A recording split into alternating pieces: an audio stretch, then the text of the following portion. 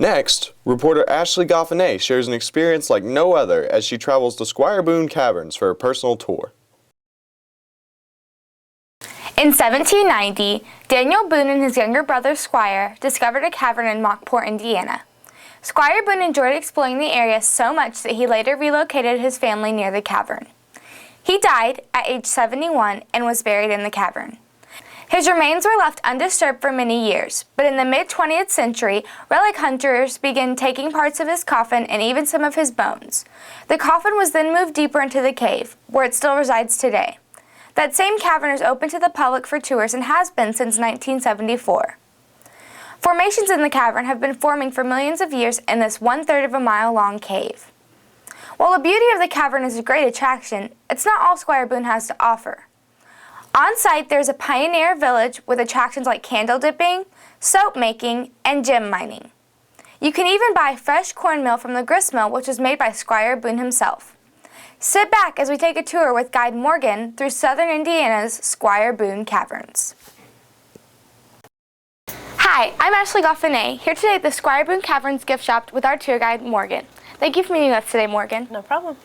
So Squire Boone discovered this cavern in 1790, and he's buried in the cave to this day, correct? Mm-hmm. Are we going to see his grave at some point in the tour? Yes, we will actually pass by his gravesite on the tour. Is he buried at his actual gravesite? It just depends on what you mean by gravesite. When he passed away in August of 1815, he died from heart failure, and his sons actually buried him in a small pit cave. Now that pit cave is somehow connected to the cavern that you'll see on our tour, but we can't actually get through it to see where it leads. Now the reason he was buried in that small pit cave is because it actually saved his life from Indians years before. He actually hid in the pit cave when Indians passed through the area. Now in 1975, his bones were rediscovered and moved into our part of the cavern, and of course you'll see them where they lay now. What particularly is unique to Squire Boone Caverns? Definitely our pioneer village. Kids can come and actually dip their own candles, hand dip them. They don't cost much to make at all. They can see how we make our soap like they did, hundreds of years ago. It kind of helps people not take things for granted quite as much.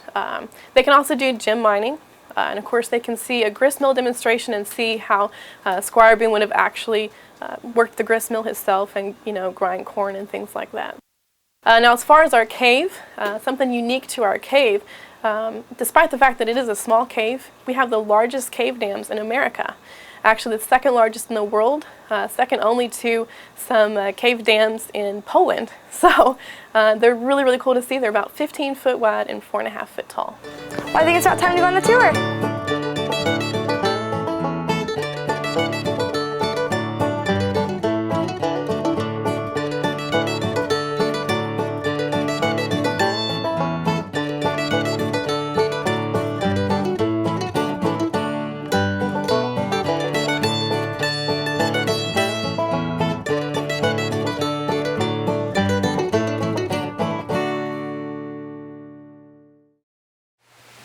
So is this cavern larger or smaller than most caves? Our cave is actually a pretty small cave. It's a young cave. Some evidence of that is that we have our underground stream still in the first level of our cave. And of course, as caves age, because of that water erosion, they'll actually grow larger. Usually the water level will actually drop down into lower levels of the cave. So we are pretty small, but something that brings guests to our cave is how alive our cave is and how many formations there are. Are there any blind fish or bats or? Yeah, we do have a little bit of cave life, really not a lot. We do have some insect-eating bats. Now they are few and far between. One reason that it's hard to find them is because they like to stay in parts of the cave that are dark and quiet all the time, that we never walk through. The bats that do hang out in the rooms that we walk through are little gray bats, little brown bats. They're insect-eating bats. They're very small. Even if there were a few in this room, odds are we could look all day and never find them. Now this room that we're standing in right now is referred to as Death Valley. It is different from the other rooms for a couple reasons. The rock above our heads is actually not limestone like the rest of the cave, and that's what makes this part of the cave so different. This is a mixture of sandstone and shale, and so that means that the water cannot penetrate it as well as it can penetrate limestone. Without water being able to come down through the cave ceiling, it cannot bring minerals into the cave and deposit them and cause stalactites to grow above our heads and, of course, stalagmites next to our feet. So that's one reason that this room is referred to as Death Valley. It's just kind of dry, doesn't have a lot of formations here.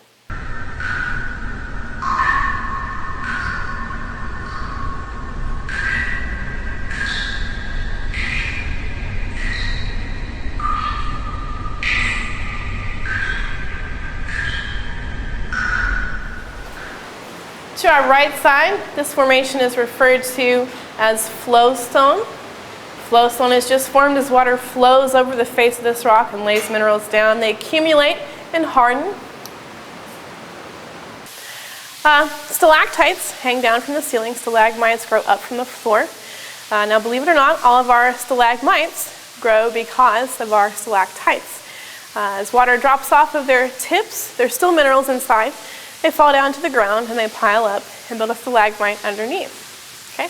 Now all of our stalactites, no matter how big and wide and huge they are, they actually start out as little soda straw stalactites. We call them soda straws because, as you can see, they actually do look a little bit like straws you drink out of. They are hollow, they're very thin, they're very delicate.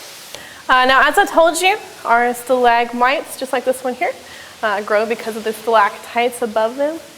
However, if a stalagmite gets broken, maybe a big rock falls on him or whatnot, instead of having that rounded, pointed top, he has a flat top. Okay? Now, when a stalagmite becomes flat on top like that, as the drops of water continue to fall down, the minerals inside continue to pile up, and it actually causes these stalagmites to start looking like a sunny side up fried egg. We're going to walk down this path. We're going to go down 6 stairs, and we're going to walk up onto a ramp. As soon as you step up onto that ramp and you look beneath your feet, you're going to be standing on top of a 12-foot waterfall. Now there are 2 more waterfalls just beneath that one. They are out of our line of sight, so we can't quite see those.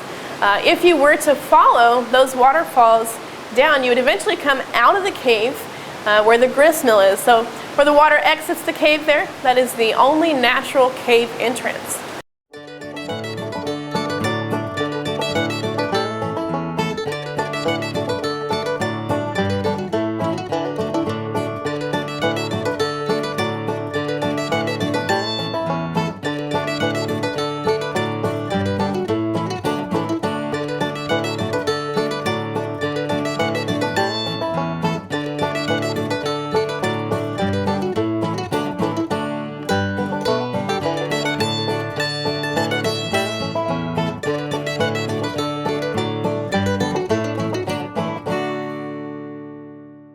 This formation right here we refer to as a canopy. It is hollow underneath, and of course that's why we call it a canopy. Now they form almost just like flowstone. The only difference is that instead of the water flowing over a solid rock and laying minerals down, it flowed over a bed of just mud and silt and gravel. And of course still laid those hardened minerals down over top of that. Over time, the underground stream came up and gradually washed out all of those loose particles and left it hollow underneath those hardened minerals. And of course, that's why we call it a canopy. Right here at the face of this rock, we have a unique cave drapery. Okay? This drapery has some red minerals that run through the calcite. Because of that, it looks a little bit like bacon. So sometimes cave draperies are referred to as cave bacon.